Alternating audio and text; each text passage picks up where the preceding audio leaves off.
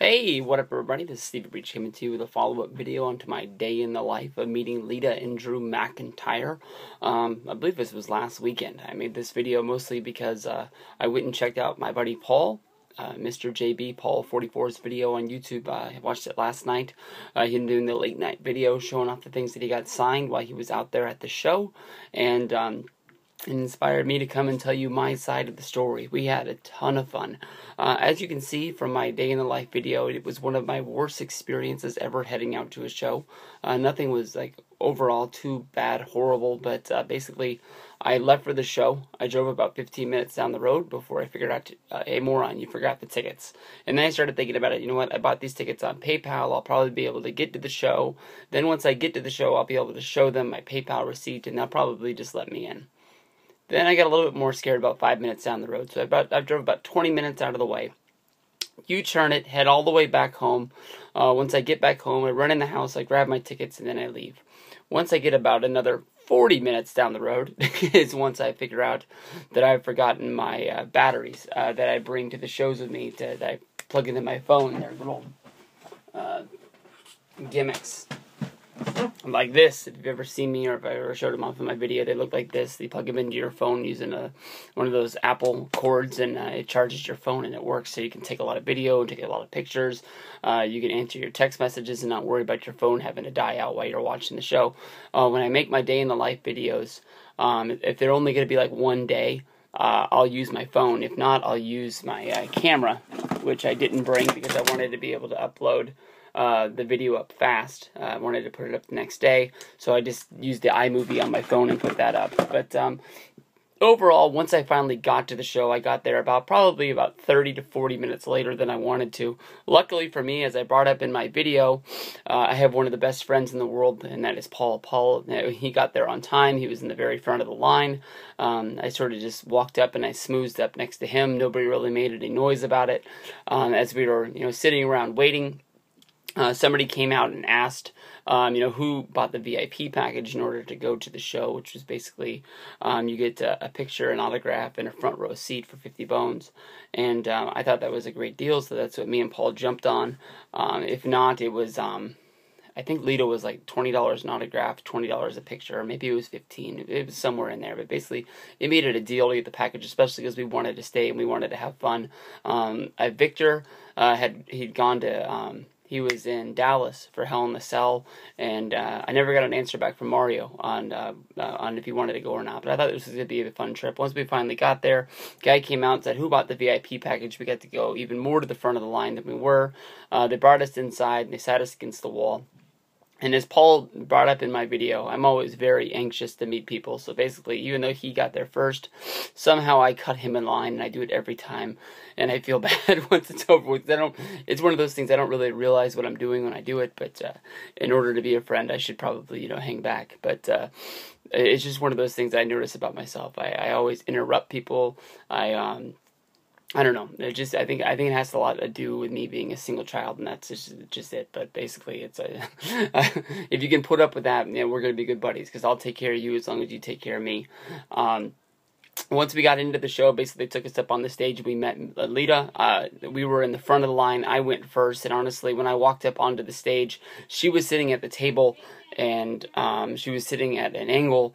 I didn't even know it was her. I just thought she was going to be the person that was going to be sitting there with Lita, like they were going to have her come out onto the stage and make a big deal about it, but she was just sitting there, and I was just standing there before she finally turned to me and said hello, and it felt like an eternity, but I was embarrassed that I didn't notice who she was. Obviously, she's lost a lot of weight since she's been in the ring wrestling. As you can tell from the picture, she doesn't have the implants anymore, so her face is the same, but there's a lot about her that has changed. You got a good amount of time talking with Lita.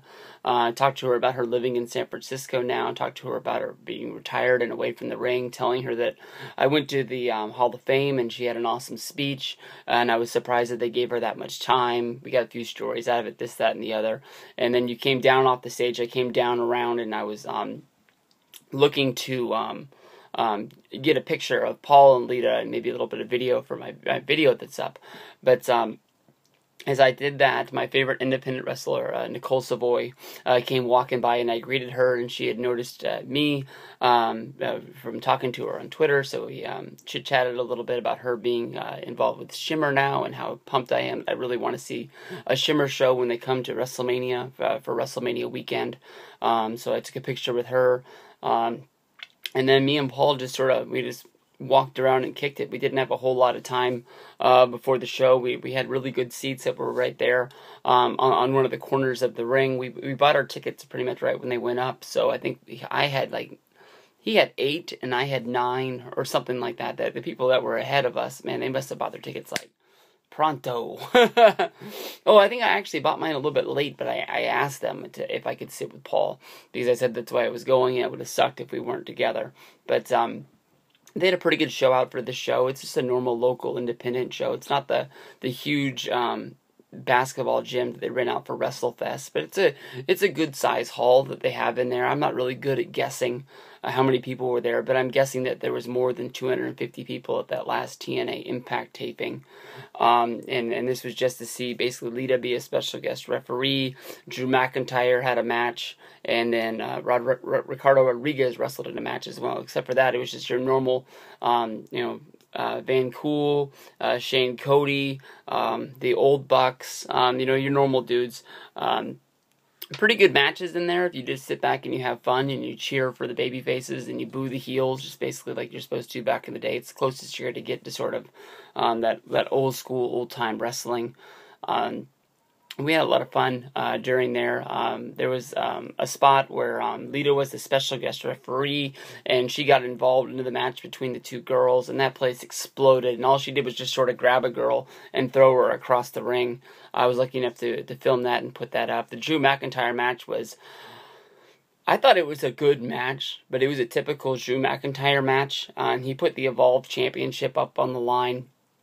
But you know how Drew McIntyre, the music plays and he takes forever to get out of the back, and then once he comes out of the back and he walks around the ring, and then once he gets into there, he has this real slow style of wrestling, and I think it bored a lot of people, and you could see on his face and you can see his hands movements, he's trying to get people into the match. He was wrestling sort of as a babyface and sort of as a heel, and there was this one point when he grabbed this dude and he picked him up and he was going to slam him on the corner of the mat on the outside right in front of me and Paul, and when he hit the mat, the guy didn't bounce and go down. He sort of bounced and went to the left, and when he went to the left, he bounced and he hit his corner of his head right on the ring steps, and the blood came instantly. And I've never seen so many people freak out. I was honestly okay with it. I was just like, wow, I'd never seen, real blood like that close. I mean, there was a lot of blood coming out everywhere. I took pictures and video, but I honestly don't think it does it justice. I thought for it being an independent match, they would have stopped the match, but the match kept going. They honestly did a real big spot right after that. Once the guy got up, they sort of fought each other off, and Drew McIntyre picked this guy up off the floor and threw him to the top turnbuckle where he hit his head. I mean, I'd never seen a spot like that. I thought it was really, really cool. And they got into the ring, and they sort of used it. I don't know when they sort of flipped the script and went into a different direction, but basically everybody from Big Time Wrestling was doing something. Basically, the referee had taken a big ref spot where I think he took a spear the match before.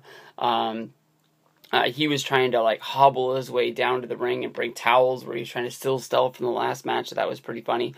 Some of the wrestlers that had wrestled on the card, whether if they're babyface or heel, were trying to get out there, but they were trying to make sure they didn't stay too close together. And then Drew McIntyre took a chair and he was trying to fight everybody off.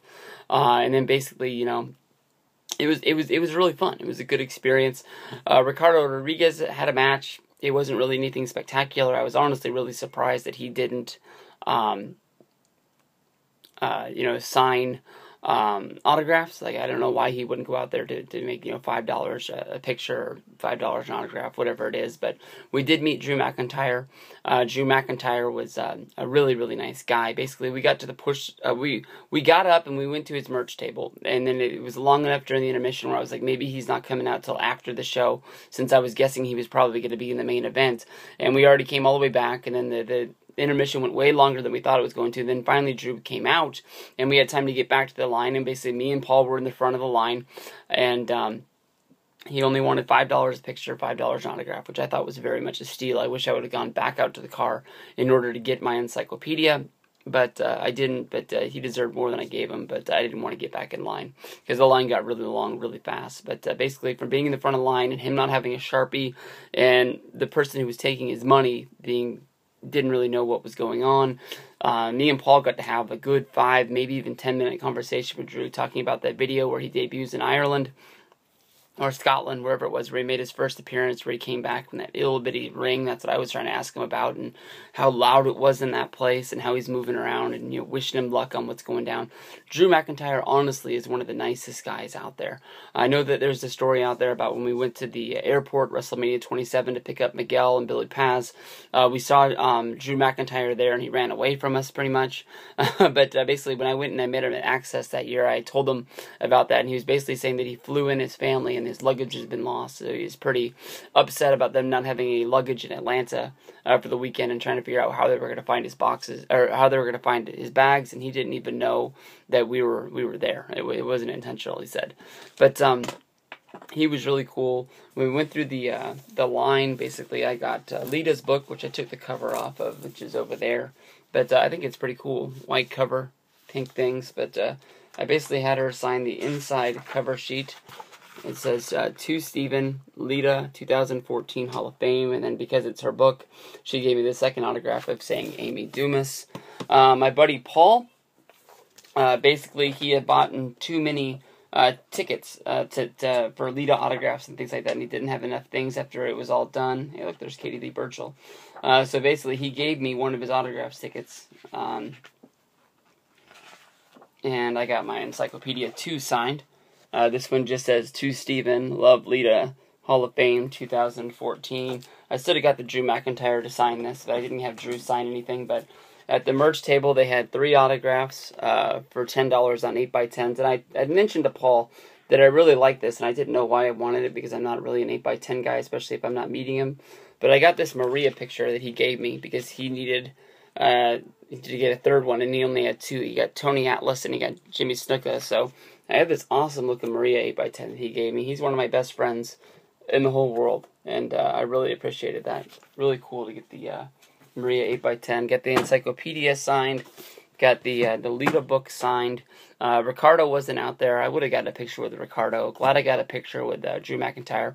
All the links will be down in the description box from the day in the life video and the pictures of the people that are there. Make sure you guys go check out Paul, Mr. Paul JB44. Really, really cool dude. Hoping I hook up with him when we go to the WrestleMania party in a couple of, whenever that is. Sooner than later. But BTW Wrestling, if you live in the Bay Area, if you live anywhere around, go check it out, because I had a ton of fun. I know you will too.